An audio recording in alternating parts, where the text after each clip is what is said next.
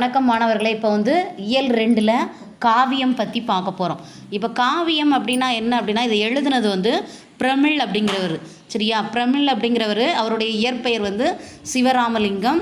அவருடைய ஊர் இலங்கையில் பிறந்திருக்காரு. புனை பெயர் அப்படின்னு பார்த்தோம் அப்படின்னா பானுச்சந்திரன், அருப் சிவராம், தருமு சிவராம் அப்படிங்கிறது இவருடைய புனைப்பெயர். இவர் என்னென்ன எழுதியிருக்காரு அப்படின்னா, புதுக்கவிதை, விமர்சனம், சிறுகதை, நாடகம், மொழியாக்கம். புதுக்கவிதை எழுதியிருக்காரு. விமர்சனப்படுத்தி இப்போ ஒருத்தவங்க நூல் எழுதியிருக்காங்கன்னா அதில் நம்மளுடைய கருத்தை சொல்கிறது. அடுத்து சிறுகதை, நாடகம், மொழியாக்கம் அப்படின்னா மொழிபெயர்ப்பு செய்யுது. ஒருத்தவங்களுடைய நூலை தன்னோட மொழியில் என்ன செய்யுது, மொழிபெயர்ப்பு செய்கிறது. அடுத்து ஓவியம், சிற்பம் ஆகியவற்றில் ஈடுபாடு கொண்டிருந்தார். இவருடைய கவிதைகள் முழுமையாக பிரமிழ் கவிதைகள் என்ற பெயரில் தொகுக்கப்பட்டுள்ளது. இவருடைய கவிதைகள் ஃபுல்லாக பிரமிழ் கவிதைகள் அப்படிங்கிறதுலேருந்து தொகுக்கப்பட்டிருக்கு. சரியா?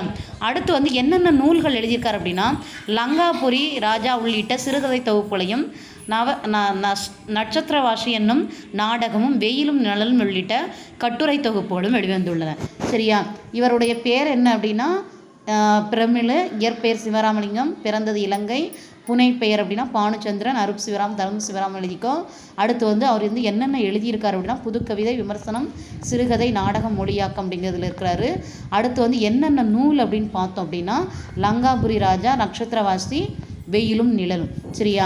இதை எழுதிக்கோ. இந்த நூல்கள் காவியம் அப்படிங்கிறது எதுக்காக எழுதியிருக்காங்க அப்படின்னு பார்த்தோம் அப்படின்னா, இந்த காற்றையும் ஒரு பறவையினுடைய வாழ்க்கையும் பற்றி சொல்லியிருக்காங்க.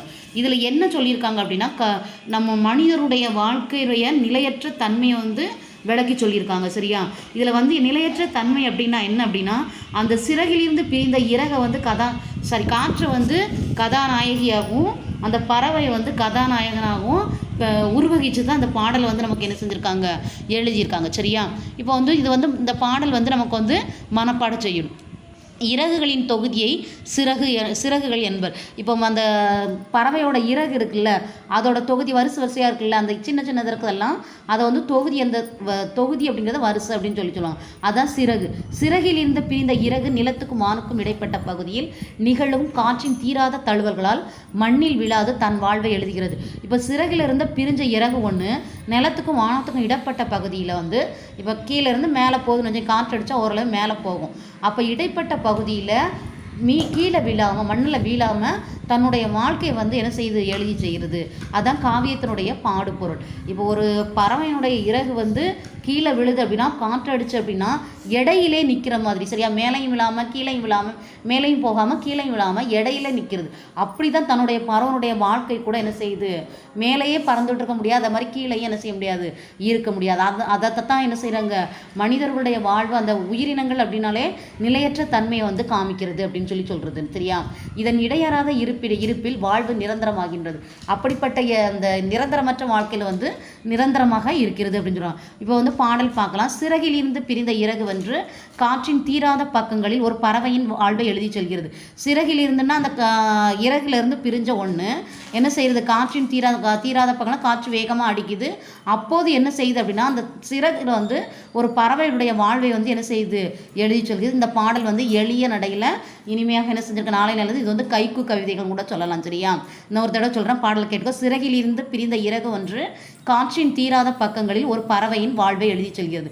இப்போ நீ எனக்கு ஃபஸ்ட்டு ஆசிரியர் குறிப்பு ஒன்று எழுதிக்கோ, நான் சொன்னது.